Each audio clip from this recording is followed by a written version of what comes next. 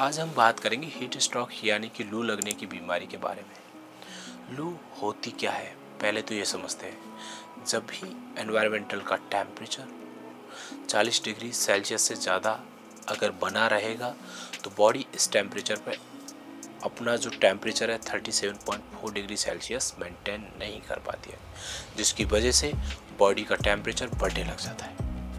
जब temperature 40 degree Celsius यानी कि 104 डिग्री फ़ारेनहाइट से ऊपर जाता है तो यहाँ पे हमारी बॉडी के जो एंजाइम होते हैं वो काम करना बंद कर देते हैं। जैसे ही एंजाइम यानी मशीनरी काम करना बंद कर देती है तो शरीर में लू लगने के लक्षण आना स्टार्ट हो जाते हैं। लक्षणों की बात करें तो जैसे कि चक्कर आना, उल्टी होना, हाथ पैरों में दर्द होना, सर में दर्द होना, बुखार लगातार बने रहना या बेहोश होना इत्यादि है।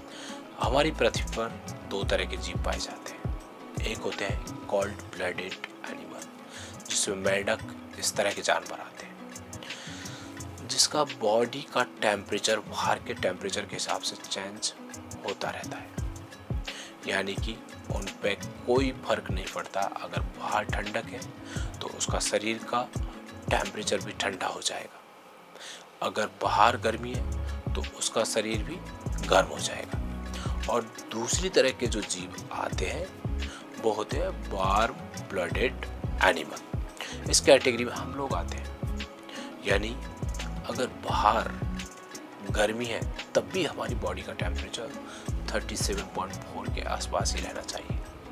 अगर बाहर सर्दी है तब भी हमारी बॉडी का टेम्परेचर 37.4 ही रहना चाहिए। तो बॉडी इस टेम्परेचर को इस रेंज में रखने के लिए बहुत सारी मैकेनिज़्म का सहारा लेती है। क्योंकि हम यहाँ पर बात कर रहे हैं लू लगने की, तो हम समझेंगे कि बॉडी किस तरह से जब बाहर का टेम्परेचर ज़्यादा होता है तो बॉडी के पास सिर्फ एक ही मैकेनिज़्म है जिसके द्वारा बॉडी अपने टेम्परेचर को कम कर सकती है। वो है स्वेटिंग, यानी पसीने को बाहर निकालने की प्रोसेस। इसमें शरीर का पानी भाप बनकर बॉडी से बाहर जाता है और बॉडी की जो एक्स्ट्रा हीट होती है उसको भी साथ में लेकर जाता है। इसकी वजह से हमारी बॉडी अपने टेम्परेचर को लो कर पाती है, परंतु इस मैकेनिज़्म का एक लिमिटेशन भी है। अगर बाहर का टेम्परेचर 40 डिग्री सेल्सियस तक है तब तो बॉडी अपने टेम्परेचर को 37.4 के आसपास स्वेटिंग से लेकर आ जाएगी, लेकिन जब बाहर का टेम्परेचर 40 डिग्री से ऊपर चला जाता है तब यह मैकेनिज़्म काम नहीं कर पाती, जिसकी वजह से बॉडी के अंदर पाए जाने वाले एंजाइम काम करना बंद कर देते हैं और फिर आने लगते हैं लू यानी हीट स्ट्रोक के लक्षण। अब जब हमें पता चल ही गया है कि अगर हमारी बॉडी स्वेटिंग प्रॉपर्ली करती रहेगी तो हीट स्ट्रोक से हमारा बचाव हो सकता है। तो जब बॉडी स्वेटिंग करती है तो बॉडी के अंदर पानी होना एसेंशियल है, तभी तो यह स्वेट बन के बाहर निकलेगा। इसलिए लू से बचने के लिए बार बार पानी पीने के लिए सलाह दी जाती है।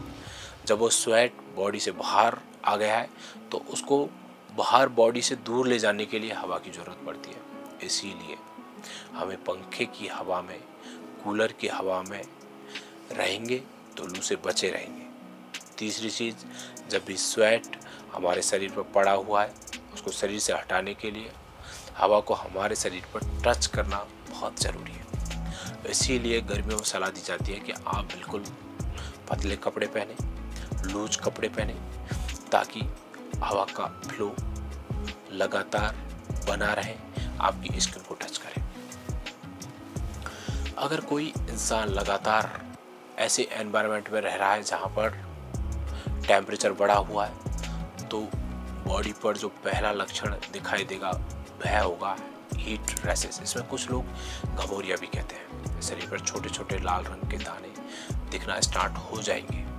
इसके इलाज की बात करें तो पहली चीज़ है कि बॉडी का जो टेम्परेचर है उसको लो रखना है, यानी ठंडी जगह पर रहें, धूप पे नहीं जाएं, कोई तेल कोई क्रीम स्किन पे अप्लाई ना करें। दूसरे स्टेज की बात करें तो इसे कहते हैं हीट क्रैम्प्स। इसमें मांसपेशियों में बहुत जकड़न होगी, बहुत दर्द होगा, और अगर इस तरह के लक्षण किसी को दिखाई दे रहे हैं तो उसको बिठाएं, उसको रेस्ट कराएं, 15 से 20 मिनट में उसको पानी पीने के लिए इनकरेज करें, ORS पिलाने के लिए भी उसको मोटिवेट करें। गर्मी की वजह से बेहोश होने वाली स्थिति यानी कि हीट सिनकोपी की बात करें तो अगर कोई इंसान लगातार ऐसे इन्वायरमेंट में काम कर रहा है जहाँ का टेम्परेचर हाई है, उसकी बॉडी से धीरे धीरे धीरे पानी की कमी होती जाती है, वह अचानक से बेहोश हो जाता है, गिर सकता है। ऐसे इंसान को आपको ठंडे इन्वायरमेंट में लेटा देना है। कोई पेड़ की छांव हो तो वहाँ लेकर जाएं। जब वह होश में आए तब आप उसको ठंडा पानी पीने के लिए दें। यहाँ तक कि जो कहानियाँ हैं, जो बीमारी है, वो रिवर्सिबल है, यानी कि आपने अगर करेक्टिव स्टेप लिए तो आपको बहुत ज़्यादा नुकसान नहीं होने वाला है। लेकिन अगर आप लगातार एनवायरनमेंट में रह रहे हैं जहाँ का टेम्परेचर कंटिन्यूसली हायर है, आपकी बॉडी में पानी की कमी साथ में होती जा रही है, तो आप इंटर होंगे हीट एग्जॉशन स्टेज में। इसमें आपको सिर में दर्द होगा, उल्टी का मन करेगा, चक्कर आएंगे, बहुत प्यास लगेगी, बुखार तेज बना रहेगा, पेशाब बहुत कम आएगा।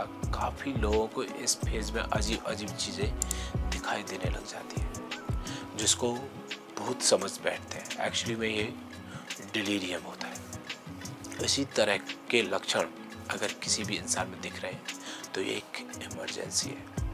इसमें बहुत जल्दी से हेल्प करने की ज़रूरत है। अगर कोई इंसान इस स्टेज में हीट एग्जॉशन में है तो तुरंत धूप से हटाएं, छांव में लेकर जाएं, एक्स्ट्रा कपड़े को हटा दें, जैसे कि शूज को, सॉक्स को, शरीर को ठंडा करें, गीले कपड़े से उसके पोंछें, इनकरेज करें। जो मरीज़ है वो बेहोश हुआ है, बार बार पानी पिए।